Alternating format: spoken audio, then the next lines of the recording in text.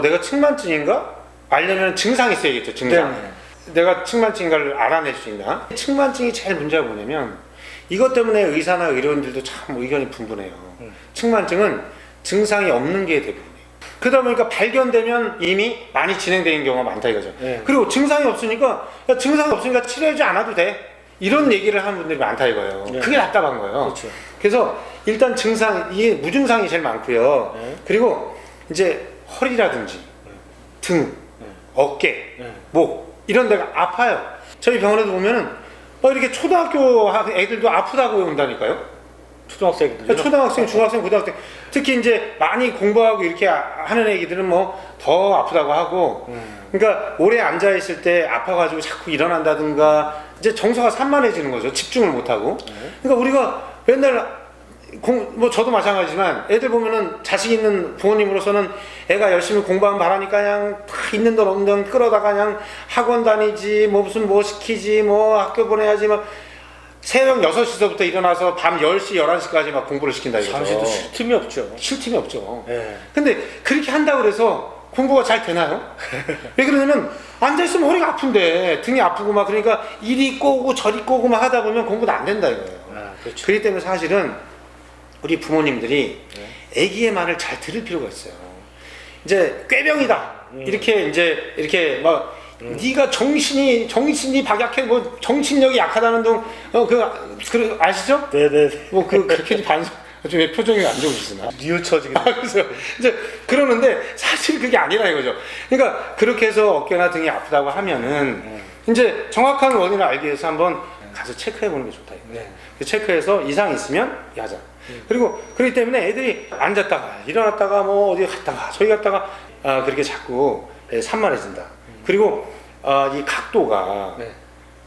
우리가 보통 50도 이상부터 수술한다고 하는데 60도, 70도 이상 되는 분들도 있어요. 그러면 일단 숨을 못 쉬어요.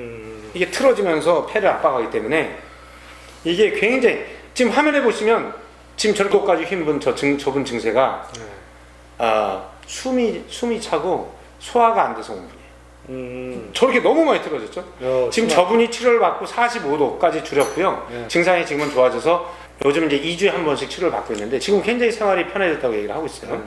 그래서 이 폐활량뿐만 아니라 어떤 심박에도 영향을 줄 수가 있고 특히 소화장애 이런 게 올 수가 있어요. 선천적인 이제 측만증은 그 이외에도 뭐 피부에 그 부분에 털이 좀 난다든지 점이 있다든지 이제 그런 것도 있는데 병원에 가시면 좀 판단해 드릴 거예요. 자 이제 이렇게 해서 병원에 가잖아요. 네. 그럼 병원에서는 일단 기본적으로 전척추 검사라는 게 있어요. 전척추 검사요? 그렇죠. 네. 정확한 얘기는 기립 전장 척추 검사. 이제 서서 전체 길이의 척추를 찍는다는 얘기예요. 그러니까 요거는 이제 찍을 수 있는 병원과 찍을 수 없는 병원이 있기 때문에 이제 미리 알아보고 가셔야 되고요. 엑스레이 기계 차이. 그렇죠. 엑스레이 기계와 그 프로그램이 이제 조합시키는 프로그램이 있어요. 그래서 그걸 해야 되고 두 번째는 동작 검사라는 걸 해요. 네. 그래서 이렇게 숙였다 폈다 걸어갈 때 어떤 이제 그게 있는지 그 다음에 측만이 있으면 한쪽 방향이 더 힘을 줄 수가 있기 때문에 족저압 검사도 하고요. 그리고 심한 경우에는 수술의 여부라든지 아니면 근육의 어떤 좀 상태를 파악하기 위해서 전척추 MRI. 자기공명 검사라고 하죠. 전척추 MRI 검사를 하기도 합니다. 꽤 돈이 많이 들어가는 검사들이 많은데요. 그런데 실질적으로 굉장히 심한 경우가 아니고서는 MRI는 필요 없고요. 그리고 이제 보행에 이상이 느껴지거나 병원에서 필요한 경우에 동작 검사나 족저압 검사를 하고 제일 중요한 검사는 그 엑스레이 검사예요. 전장 척수 검사. 전장 척수 검사가 제일 중요하기 때문에 이것만 보고도 여러 가지 판단할 수가 있습니다. 저희 족저압 검사 같은 경우는 그럼 족저근막염이 있는 사람은 이 척추 측만증의 가능성이 높다는 얘기인가요? 그건 사실 아니에요. 그러니까 족저근막염은 그 원리가 우리는 발에 아치가 있어요. 네네. 평발은 군대 못 간다 그러죠? 네, 못 가죠. 그냥 모든 동물이 아치가 있어요. 말도 있고 뭐 다 있어요. 그래요? 네, 다 있어요. 말은 평발굽 아니에요? 이제 말굽이 아치예요, 그건. 그래서 우리는 발 뒤꿈치로부터 발끝까지 아치가 있는데 이 아치가 없는 사람이 평발해요. 예. 그런데 이게 이제 성인도 일단 아치가 있다가 네. 이 한쪽 발을 너무 무리하게 많이 쓰거나 한쪽으로 이렇게 뭐 이렇게 자세가 안 타는지 그쪽에 어떤 뭐 사고가 났다든지 해서 아치가 무너진 경우는 네. 이게 족저 근막염이 오는 거예요. 그렇기 때문에 측만증이나 골반의 틀어짐에 의해서 한쪽으로 계속 다리를 썼을 경우에는 반대쪽에 비해서 올 가능성이 있죠. 그래서 이제 보행 검사 이런 통증의 여부나 이런 걸 판단을 해서 필요한 검사를 하는 거고 네네. 일반적으로 모두 다 검사하진 않습니다. 그렇군요. 예. 알겠습니다. 그래서 그러면 네. 우리가 꼭 병원에 가야지만 내가 알 수가 있냐? 자가 진단법이 그렇죠. 있어요. 자가 진단 중요해요. 예, 집에서 내가 스스로 할 수 있는 검사. 네. 그래서 자가 진단법이 있는데 이 측만증의 자가 진단법은 굉장히 많아요. 네, 그런데 이제 일반적으로 병원에 가면은 전방 굴곡 검사를 하는데 네. 그거 이외에도 여러 가지 있으니까 한번 보죠. 네네. 일단 처음에 바로 서 있을 때 네. 양쪽 어깨가 차이가 나요. 이렇게 이게 심하게 나는 심한 거죠? 경우에는 네. 이렇게 돼 있어요. 그리고 어떤 경우는 이제 이게 변형이 회전 변형도 많이 오거든요. 이렇게 회전돼 있는 경우가 있어요. 네, 그래서 이런 경우는 여성분들 같은 경우는 브라자가 돌아가요. 빙빙빙. 그렇겠네요. 이 끈하고 틀려지니까. 그렇죠. 텐션에 의해서 딸려가겠죠. 그래서 이제 내가 브레이저가 왜 돌아가지? 사실은 골반이 틀어져 있는 경우에는 네. 바지나 이 치마가 돌아가요. 이거는 지금 이 방송을 보면서 공감하는 사람이 많을 거예요. 진짜? 내 치마가 왜 돌아가지? 이제 그게 골반이 틀어져 있는 거예요. 치마 들어간 사람 많이 봤는데. 그렇죠. 그렇기 때문에 일단은 처음에 서 있을 때 이렇게 틀어져 있는 경우가 이렇게 어깨가 틀어져 이걸 알 수가 있고요. 첫 번째. 그리고 가만히 서 있으면 이렇게 서 있을 때 등이 한쪽으로 이렇게 튀어나와 있어요. 그래요? 서 있을 때 이게 서 있잖아요. 네. 그러면 이게 등이 튀어나와 있어요. 이렇게.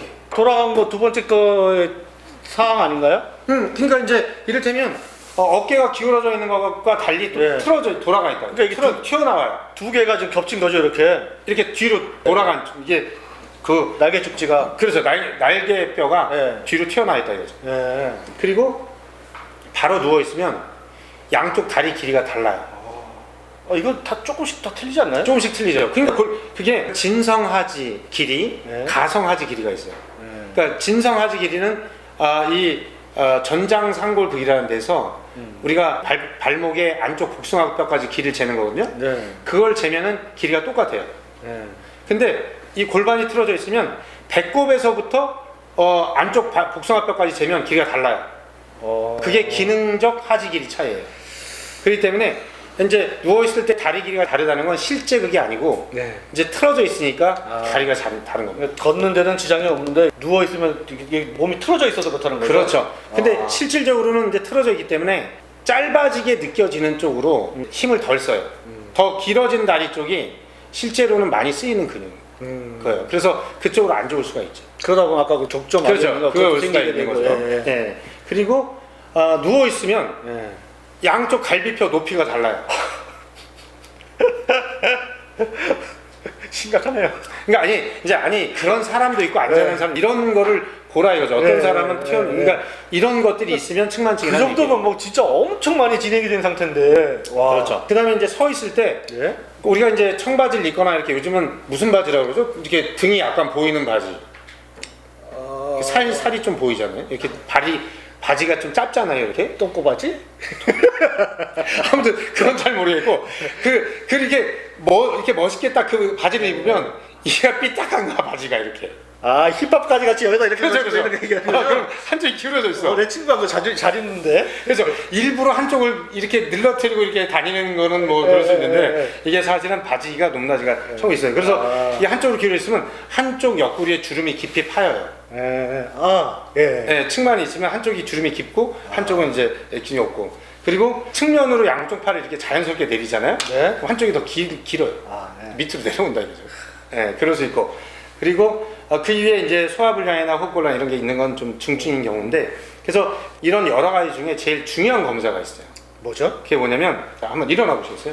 자, 일어나셔서, 자, 이제 옆에서 이제 보는 거예요. 각도를 양쪽을 똑바로 하기 위해서 앞으로 나란히 하고 숙이라 해요. 90도 숙이라고 해요. 자, 숙이세요. 숙이면 또못 숙이는데. 자, 됐어. 이렇게 숙였을 때 층만이 있으면 한쪽이 등이 올라와요. 저 네, 올라오나요? 등이나 허리가 올라와요. 좀 올라오나요? 지금 보시면 거의 없어요. 그래요? 아주 우량해요. 바르게 살아온 것 같네. 바르게 살아요. 마음은 바르게 살지 않았는데 몸만 바르게 사는 것 같아. 몸이라도. 몸은 바르게 살았어. 네.